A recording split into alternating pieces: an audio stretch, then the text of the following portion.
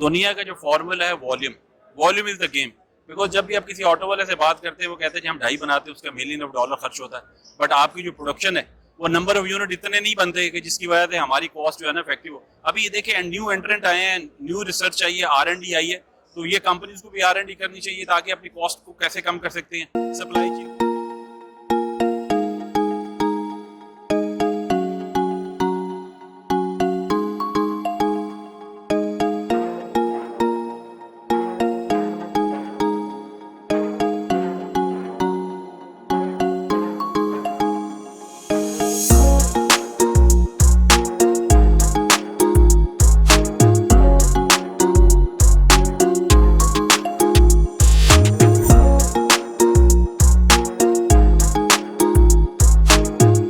Sir thank you very much, आपने हमें time दिया। कैसा जा रहा है आपका? जी वेलकम जी, बड़ा अच्छा जा रहा है। अभी आज तो पहला दिन, आपको पता है यूजुअली ऑटो शो पे फर्स्ट डे थोड़े से क्राउड कम होता है, बट ग्रेजुअली जो है वो क्राउड बढ़ेगा। टुमारो इज सैटरडे और संडे को बढ़ता है। मैं थोड़ा सा just like to tell you about ISL। We are not a directly link with auto sector, but we indirectly supply material to all auto sectors. We all जो आप यहाँ पे लोग देख रहे हैं जितने manufacturer, all are our customer. So ये आप देखें, आपके सामने एक अगर कैमरामैन आपका दिखाए तो एक पार्ट है गाड़ी का। जितने भी 4 व्हीलर हैं, 2 व्हीलर हैं, रिक्शे वाले बनाने वाले हैं, ऑल आर कस्टमर। हम उनके लिए स्पेशलाइज्ड ग्रेड मटेरियल बनाते हैं। तो वो जितने भी हम इस इंडस्ट्री का पार्ट हैं, सो जस्ट टू कोलैबोरेट और interact with the same industry, हम यहाँ पे ऑटो शो के अंदर पार्टिसिपेट करते हैं।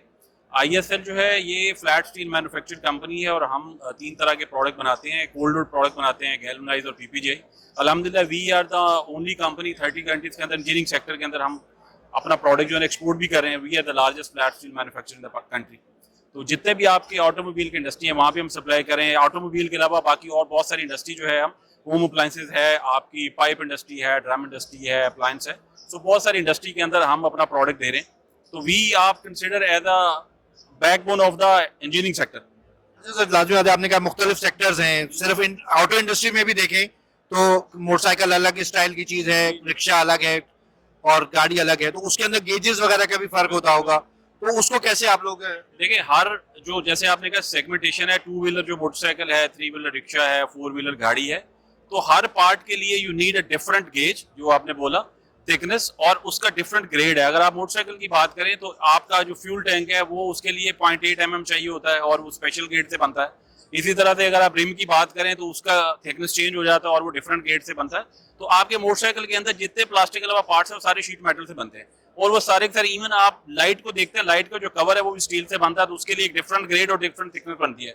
तो हमारे पास जो रेंज है, वाइड रेंज में हम काम करते हैं। 0.15 mm से लेके 3.0 mm तक हम बनाते हैं, और डिफरेंट विड्थ के अंदर इसमें 914 है, 1219 है, 1000 mm है, तो डिफरेंट विड्थ के अंदर हम काम करते हैं। तो we have all customised solution is available. Secondly, हमारी जो इंडस्ट्री फैक्ट्री है जहाँ पे फ्लैट स्टील बनाते हैं वो 36 एकड़ की लैंड है। उसके अलावा हमारे पास एक इंडिपेंडेंट सर्विस सेंटर है, 15 एकड़ लैंड है, वो भी पोर्ट कासम में। तो उसके अंदर हम कस्टमर की रिक्वायरमेंट के हिसाब से, उसको कट टू लेंथ चाहिए, उसको स्लिट चाहिए, उसको CTL चाहिए, उसको ब्लैंक साइज चाहिए, तो वैल्यू एडेड सर्विस भी हम प्रोवाइड करते हैं।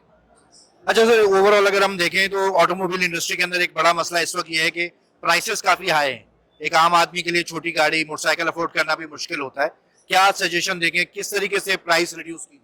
देखिए, दुनिया का जो फॉर्मूला है volume, volume is the game.